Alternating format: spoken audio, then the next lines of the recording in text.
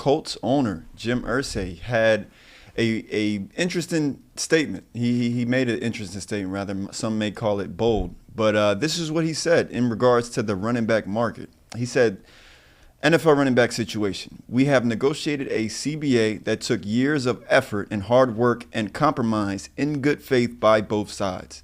To now say that a specific player category wants another negotiation after the fact is inappropriate. Some agents are selling bad faith. So yeah, you guys just hop in on this one. I mean, yes and no. Yes and no.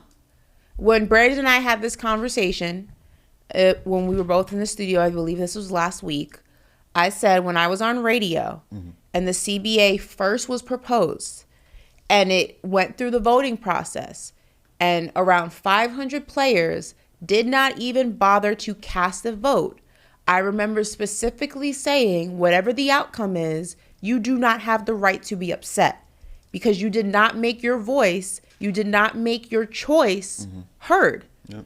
So with him saying that, you know, a certain position is unhappy with how the CBA is benefiting them or not benefiting them, that's absolutely right. Because I guarantee that in the handful of those players, specifically running backs, I can guarantee you a handful of them did not even bother to vote on the new CBA.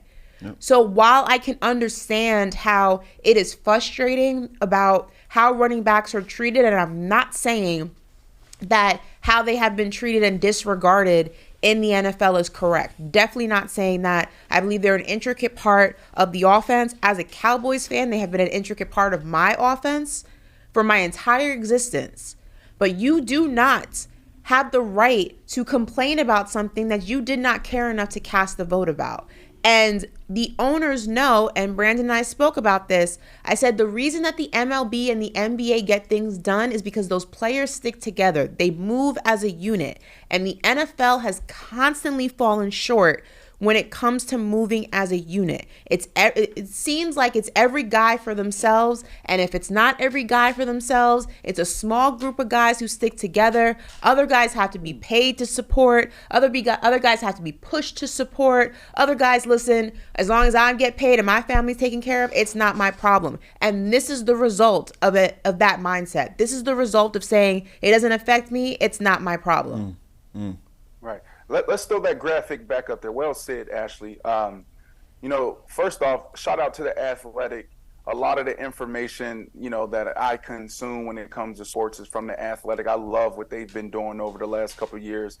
Absolutely love the men and women reporters, journalists, you know, that's on the beat, you know, covering, you know, our major sports across the globe and also our games. So shout out to another great article here. There's two articles actually that I saw. There's this one and there's an old one from last year or maybe this February where they broke down just the history of the CBA, the history, of the franchise tag.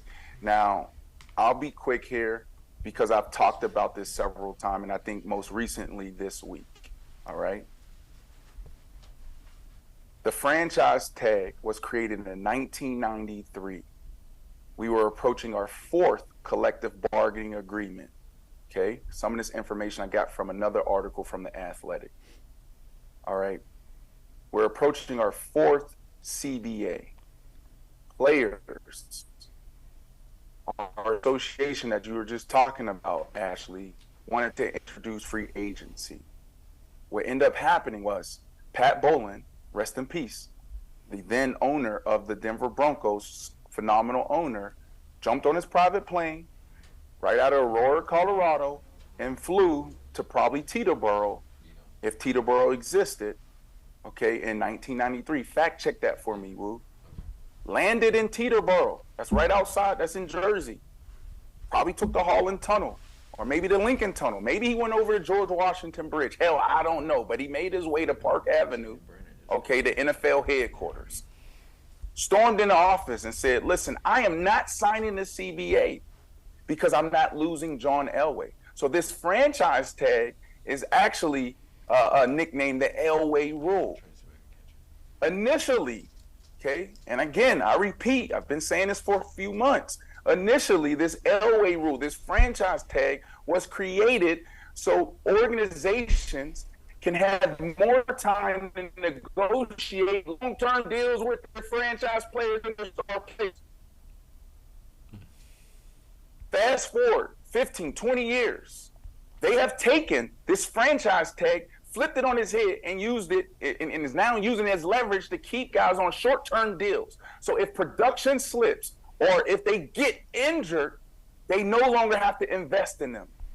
So, Mr. Irsay, when you say this is bad faith, I will push back and say that the way you guys have been operating over the last 15 years around these tags are bad faith. Because in business, when we say good faith, what we're saying is there's nothing on paper. There's no contract. Bro, I'm going to look you man to man. I'm going to look you woman to woman, eye to eye, and say in good faith, we will get this deal done, and a deal that is good for you and is good for me. That is a good deal. That is a fair deal. So this whole narrative around a market, this is what the market is, and the value of a running back is totally false. There is no running back market. You guys control the running back market. The true running back market will be determined if the Saquon Barkleys or the Josh Jacobs hit free agency. They are not allowed to hit free agency. You guys control that. Off of this tag, the Elway rule. Because if they hit the franchise tag, if they hit the free market, guess what would have happened? Saquon Barkley would have got a deal that he would have been celebrating with his family. He would have went to some restaurant in New York and they would have been celebrating a deal that he was proud of. He may have not reset the running back market, but he probably would have got 14, maybe even got $15 million a year. Same thing with Josh Jacobs. Because there's always one or two teams that's desperate. And that's what my agent used to always tell me. It only takes one team, bro. I can assure you that there would have been one team out there that would have gave Saquon Barkley a really good deal. And that would have been a free market, and that would have actually established the true value of today's running back. But because they control the market with this franchise tag, we don't even know the true value of the running back market. This is collusion. These are the owners devaluing his position by using this franchise tag. The franchise tag has no place in our game. Again, the franchise tag has no place in the game because it's not in good faith. So the last thing I would say is this. It's not about the running back. It's not about any position. It's about this damn franchise tag that is not good business. Point blank, period. Now, how do you feel if you're a running back, John Taylor, right, who's been a running back that has kind of voiced his opinion on just the whole situation itself, and your owner, you know, is the first owner really to step out and kind of speak on the situation? Are you rubbed the wrong way if you're John Taylor? Hell yeah. Sorry to hijack this conversation, Ashley. You know, no, it's fine. Go ahead. Passionate about the CBA, super passionate about this franchise tag, super passionate about this conversation about the running backs. I talked to a high-ranking official, super powerful in the NFL about some other things, and they asked me before we got off the call, how do you feel about the running back market? What's going on there? What's your thoughts there?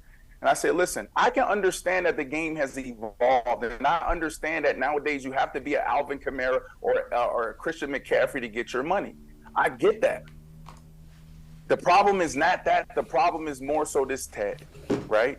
So I'm always going to come from a player's perspective. I'm a player, and I'm always going to put the player first, but I'm always going to keep it real as well because it is business. If I'm Jonathan Taylor, I'm doing exactly what I've been saying for the past 2 weeks, Corey. Yep. No, you're not going to run me 25 times. This is the position, and you hear running backs coming out saying this. We're the only position, the more production that we have, the more production that we have equals more wear and tear, and it actually is counterproductive for us. We get back to the table with more production and more wear and tear, and you guys say, oh, that's why we can't pay you. So I'm going in and saying, no, I'm only toting the ball 12 to 15 times a game. You can put me in a slot. You can give me a bigger package in a pass game, but then we're not doing that. And then also, I won't respect it. Guys are looking and paying attention to some of these owners and how they're operating. The same thing with the Giants and Saquon. Saquon Barkley has power in that locker room. So you mean to tell me some of these guys that are on rookie deals aren't looking at this and saying, damn, this is how my owner is treating our guys? Man, some of these guys take it personal. There's still some Steven Jacksons out there, Stacks out there that's real. There's still guys like that in the locker room that will stand up and say something or push back when it's their time. Like, because you did Saquon like that, this is how I'm going to conduct myself. So guys are definitely taking note. Yeah. Ashley, anything to add there before we move on? No, I had my point at the beginning, but I think we can end on Brandon's point. All righty. What's up? I just want to throw this out. Jonathan Taylor, this is his last year on his contract. So it'll be interesting to see what happens at the end of next season. Yeah, no, it really is. So we'll see.